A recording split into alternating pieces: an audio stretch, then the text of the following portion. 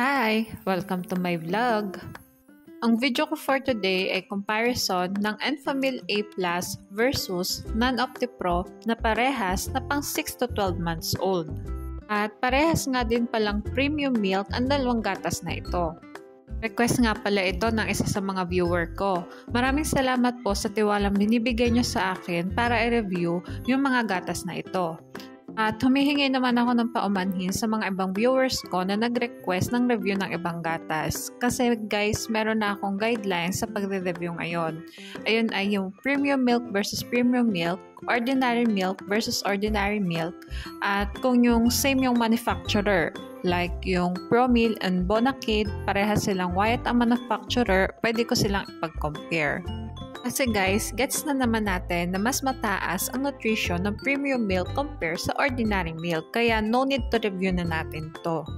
Katulad nga ng dati ay magbabase ako sa nutrition facts at ang measurement na gagamitin ko ay yung per 100 grams of powder.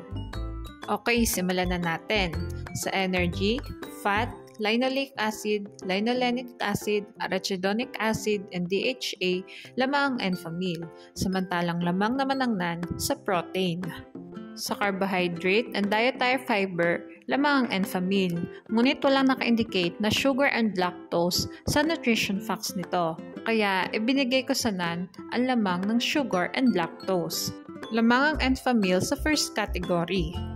Mag-proceed naman tayo sa vitamins. Sa vitamin B2, lamang ang Enfamil, samantalang lamang naman ang NAN sa vitamin A, vitamin B1, niacin, pantothenic acid, vitamin B6, and biotin.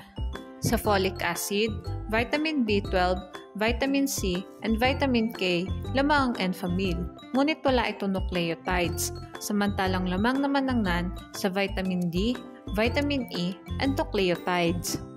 Lamang ang NAN sa vitamins. Dito naman tayo sa minerals. Sa chloride, copper, iodine, and manganese, lamang ang Enfamil, samantalang lamang naman ang NAN sa calcium, iron, magnesium, and phosphorus. Sa zinc, L-carnitine, choline, inositol, and taurine, lamang ang Enfamil, samantalang lamang naman ng NAN sa potassium, selenium, and sodium, ngunit wala itong L-carnitine, choline, inositol, and taurine. Lamang ang Enfamil sa minerals.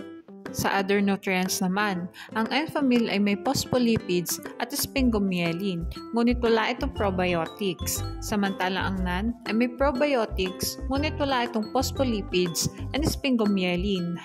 Lamang ang Enfamil sa other nutrients. At magtungo naman tayo sa price na parehas kong kinuha sa Lazada. Paalala guys, pwede mag-iba ang presyo ng dalawang gatas na ito depende kung saan store nyo sila titingnan. Hindi nga ako nakahanap ng magsintimbang na gatas na ito, kaya yung pinakamalapit na lang na bigat yung kinuha ko.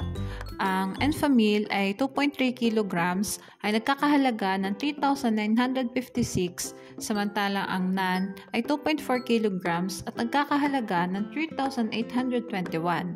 At lumalabas dito na mas mahal pa rin ang Enfamil ng 135 pesos kahit mas magaan ito compare sa NAN. At ito na nga yung summary ng vlog ko today. Sa first category, minerals and other nutrients, lamang ang Enfamil, samantalang lamang naman ang NAN sa vitamins, at mas affordable din ito compare sa Enfamil. Basta lagi nating tatandaan, pumili ng gatas na hiyang sa bata. Mahalagang paalala, breast milk is the best milk for babies. Okay, hanggang dito na lang po ang vlog ko. Sana ay nagustuhan nyo. Thanks for watching. Please like and subscribe for more videos.